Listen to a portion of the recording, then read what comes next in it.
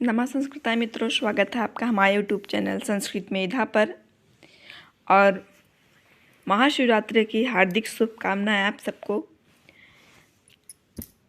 जैसा कि हम लोग संधि पढ़ रहे थे तो स्वर संधि हो गया था। हल संधि में भी बहुत सारा हो गया था।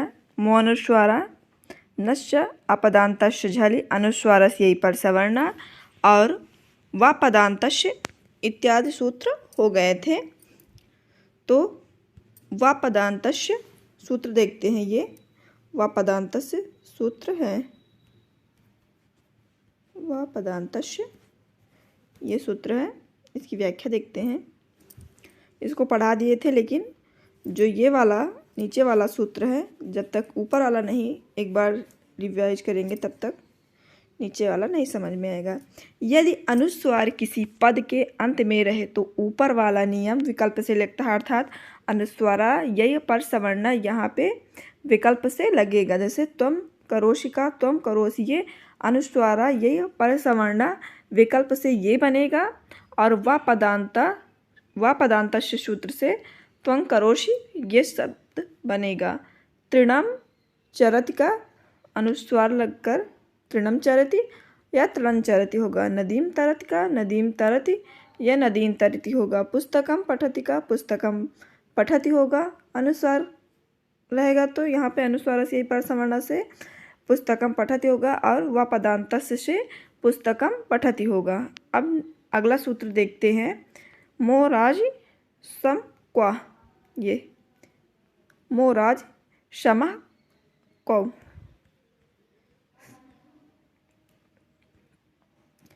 किंतु जब राज धातु परे अर्थात राज धातु बाद में हो और उसमें क्विप प्रत्यय जुड़ा हो, तब पूर्ववर्ती सम का अर्थात जो पहले सम का माँ रहेगा, सम का माँ ही रहेगा, अनुस्वार वहाँ पर नहीं होगा। जैसे समधन राट का, तो यहाँ पर सम्राट ही होगा।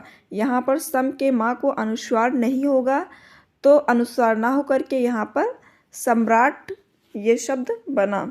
जब राज धातु बाद में हो, अर्थात ये राट जो है ये राज धातु का है और क्युप प्रत्यय जुड़ा होने पर पूर्ववर्ती अर्थात जो ये सम पहले है, इसके मकार को अनुस्वार ना होकर के सम्राट बना। अगला सूत्र देखते हैं। रसाभ्याम नोड़ः समान पदे, ये एक सूत्र है। और अटपुप्यांग नुम व्यायाय अपि और रिवर्णानस्य णत्वम वाक्यम, ये वार्तिक है। अब यहाँ पर आगे देखते हैं। यहाँ पे ड़कार को नकार कैसे हुआ, नकार को रकार, ना को ड़ा कैसे हुआ, ये सब इसमें बताया गया है। देखते हैं।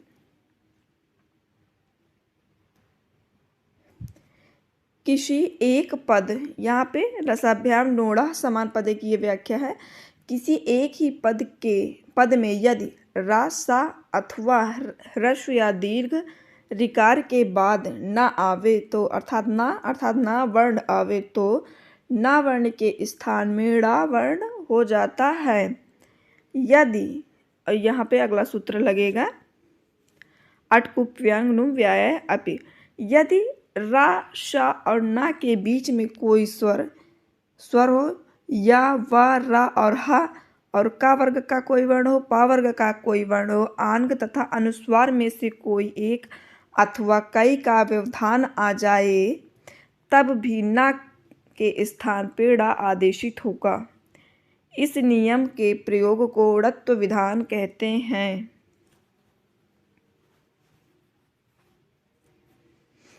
एक बार फिर से देखते हैं। रसाभ्याम नोड़ा समान पदे का, किसी एक पद के बाद में, किसी एक पद में यदि रा सा अथवा ह्रस्व या दीर्घ री के बाद ना आवे तो ना के स्थान पर ड़ा हो जाता है। इसका उदाहरण पहले देखते हैं।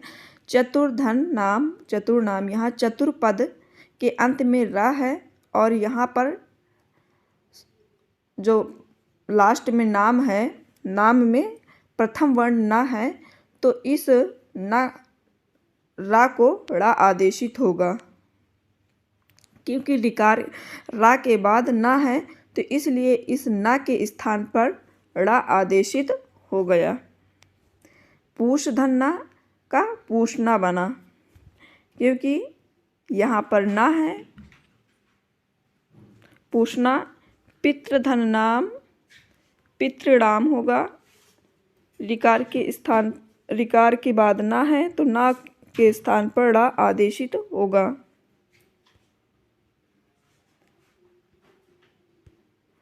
और अटकुप्यांग नुम व्याय अपि सूत्र यहाँ से, यदि रा सा और ना के बीच में कोई स्वर हो या वा रा और हा तथा का वर्ग पा वर्ग आंग उपसर्ग हो और अनुस्वार में से कोई एक अथवा कई का व्यवधान आ जाए तब भी ना के स्थान पर ड़ा आदेशित होगा।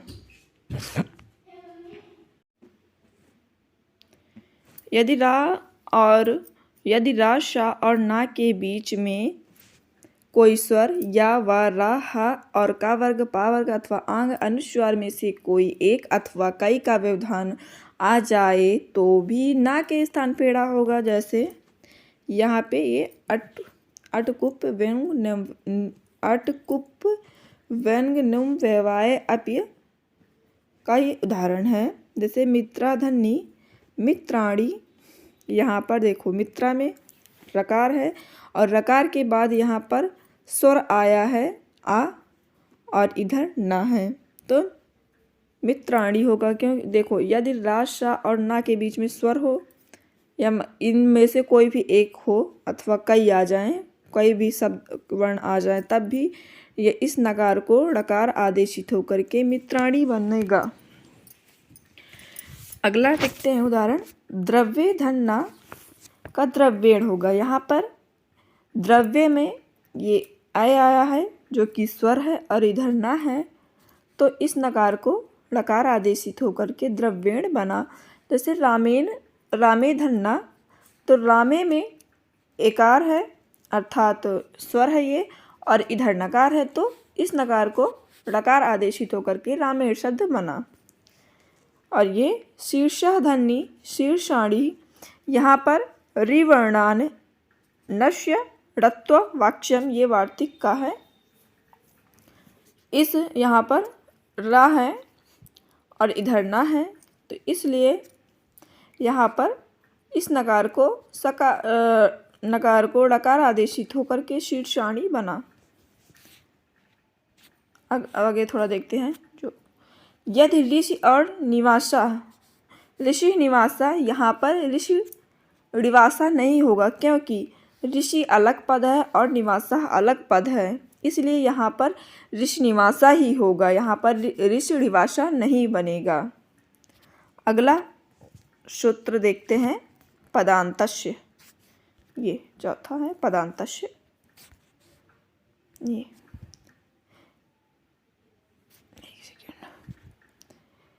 किंतु जब ना किसी पद के अंत में आए, जैसे ना किसी पद के अंत में आए तो वहाँ पर ड़ा आदेशित नहीं होगा। जैसे रामान में ये ना पद के अंत में आए हैं इसलिए यहाँ पर ड़ा आदेशित नहीं होगा। पितृण, यहाँ पर ना अंत में आया है पद के इसलिए यहाँ पर ड़ा नहीं आदेशित होगा। वृषभान ऋषिण, यहाँ पर ना को ना ही रहेगा, ड़ा नहीं आदेशित होगा क्योंकि ये ना पद के अंत में आए हैं। अगर पद के पूर्व में आते तब वहाँ पर, जैसे यहाँ पे पद के पूर्व में है ऋषधन मित्रधनी मित्राणी, यहाँ पर जैसे आ आगे है और ना लास्ट में है, ये आगे स्वर है पीछे ना है तो इस ना को ड़ा आदेशित होगा।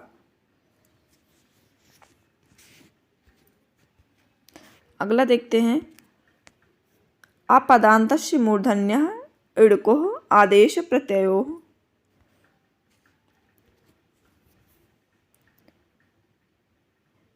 यदि इड अर्थात आ को छोड़कर किसी स्वर अंतस्थ वर्ण हो और हा हो अथवा का वर्ग के बाद कोई प्रत्यय संबंधी सा या किसी दूसरे वर्ण के स्थान में, यदि इड अर्थात आ को छोड़कर किसी स्वर अंतस्थ वर्ण हा अथवा का वर्ग के बाद कोई प्रत्यय संबंधी सा हो या किसी दूसरे वर्ण के स्थान में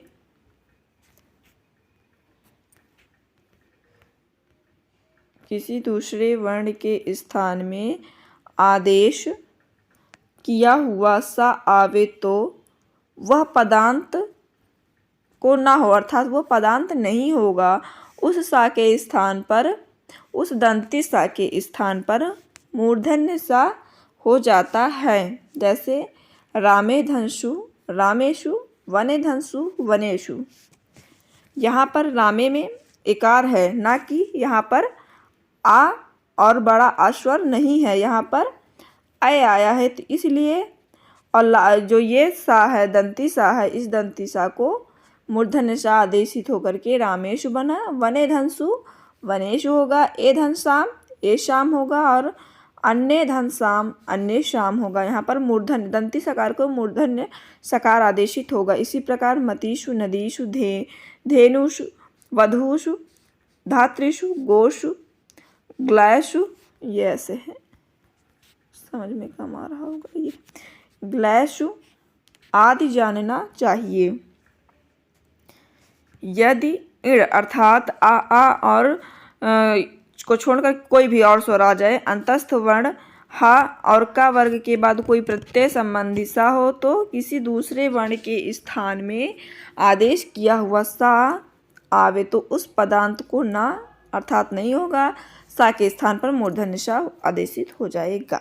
तो मूर्धन्य सकार, दंती सकार को मूर्धन्य सकार होने पर ऐसाम रामेशु वनेषु अन्येषु मतीषु नदीषु, ये सब इत्यादि शब्द बनेंगे। अब आगे देख लेते हैं। किंतु यदि रामधन श्या तो रामस्य, यहाँ मूर्धन्य सा नहीं हुआ क्योंकि यहाँ पर सा के पूर्व आ आया है। इसी प्रकार पेश धन अति पेशति, यहाँ भी सत्व नहीं होगा क्योंकि यहाँ सा तो किसी प्रत्यय का है, ना आदेश है। एक सेकेंड हाँ, राम धनश्या रामश, यहाँ सा अर्थात मूर्धन्य सा नहीं होगा क्योंकि यहाँ सा के पूर्व आया है। ये जो सा है इसके पूर्व राम में आ है, तो इसलिए यहाँ पर दंत मूर्धन्य सा नहीं होगा। इसी प्रकार पेशत धन अति पेशति होगा, सत्व यहाँ भी नहीं होगा क्योंकि सा ना तो किसी प्रत्यय का है और ना आदेश हुआ है। अगर किसी प्रत्यय को होता या आदेश होता तब वहाँ पर मूर्धन्य सकार होता। यदि सा पद के अंत में हो तो शब्द विधान नहीं होगा। हरि धन हरि, यहाँ हरि शब्द के बाद आया हुआ सा सुप्रत्यय का अव्यय अवश्य है, किंतु पद के अंत में है, इसी कारण यहाँ पर भी शत्व नहीं होगा। अगला देखते हैं सूत्र, ये नुम नुम विसर्जनीयश्च अव्यय अपि, नुम विसर्जनीय सर्व्याय अपि। उदाहरण व्याख्या देखते हैं। ऊपर वर्णित वर्णों में से यदि कोई वर्ण सा के ठीक पहले ना हो, अर्थात सा के पहले ना हो, किंतु अनुस्वार अर्थात ना के स्थान में आया हुआ विसर्ग तालव्य सा, मूर्धन्य सा और दंती सा में से कोई वर्ण सा और पूर्व वर्णित वर्णों के बीच में आ जाए तब भी शत्व विधि होगी। जैसे धनून धनशी धनुंशी होगा, यहाँ पर मूर्धन्य सा आदेशित होगा। वैसे परीक्षा में पूछा नहीं जाएगा, सिर्फ उदाहरण ही देख सकते हैं आप। धनून धनशी धनुंशी, इसका सूत्र है नुम विसर्जनीय सर्व्याय अपि। आगे देखते हैं।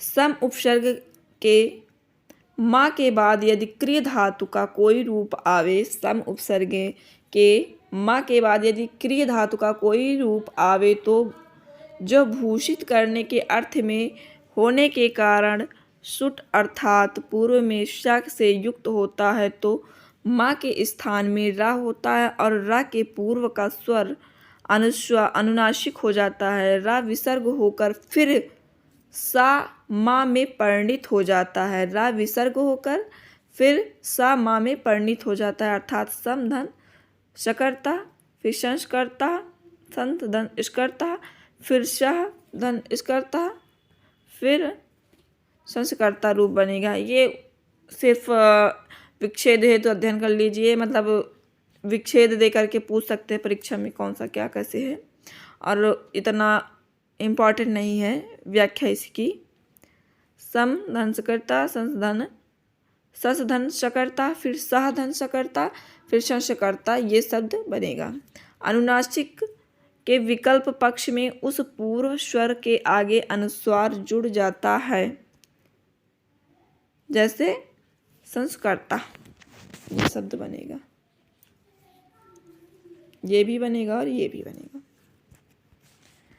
भाष्यकार के एक विशेष वचन द्वारा सम के माँ का ही लोप हो जाता है, जिसे एक सकार का भी रूप साधु माना जाता है, किंतु माँ का लोप भी अपने पूर्ववर्ती सा के स्वर के अनुनासिक तथा अनुस्वार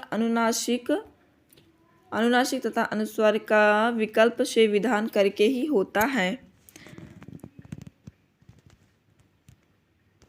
ये देखते हैं आगे। ये सूत्र छेचा है और दीर्घात है और पदांतवा है, आंग मानगोश्च, इतने सूत्र हल संधि के हैं। देखते हैं।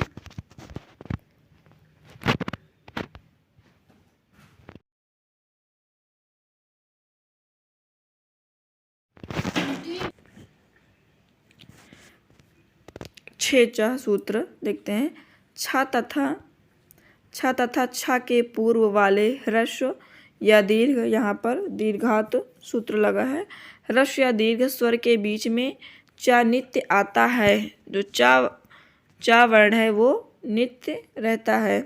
जैसे शिवधन छाया, शिवत छाया, शिव छाया नहीं होगा, यहाँ पर शिवत छाया ही होगा। वृक्षधन छाया, वृक्ष छाया होगा। चेधन छिद्यते, चेच छिद्यते होगा।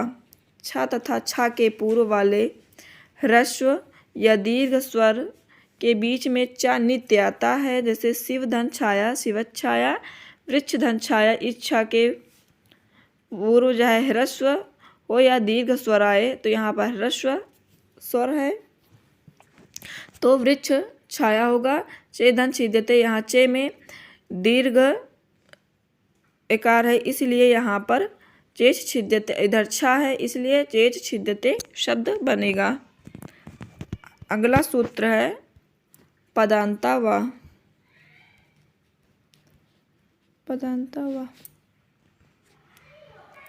किंतु छ के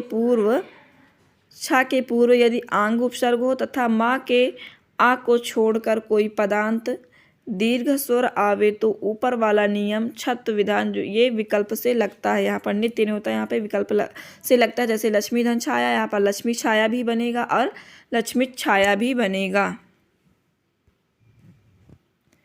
अगला है आंग मानगोश्च सूत्र। यहाँ ये इसमें आंग मानगोश्च सूत्र लगेगा। एक बार देखते हैं व्याख्या। छ के पूर्व आंग और मांग का आ होने पर च अवश्य, अर्थात यहाँ पर च नित्य होगा। जैसे माधन छिदत, तो माच्छिदत होगा, यहाँ पर एक ही रूप होगा, दो रूप नहीं होगा, माच्छिदत नहीं बनेगा। इसी प्रकार आधन छादयति का आच्छादयति होगा यहाँ, और आच्छादयति रूप नहीं बनेगा। आंग मानगोश्च में माच्छिदत होगा और आच्छादयति होगा। आज के लिए बस इतना ही। फिर अगली वीडियो विसर्ग संधि के लिए आज यहाँ पे हल संधि समाप्त हुई। फिर मिलते हैं अगली वीडियो में, तब तक के लिए धन्यवाद मित्रों। वीडियो पसंद आई हो तो please like share and subscribe करें।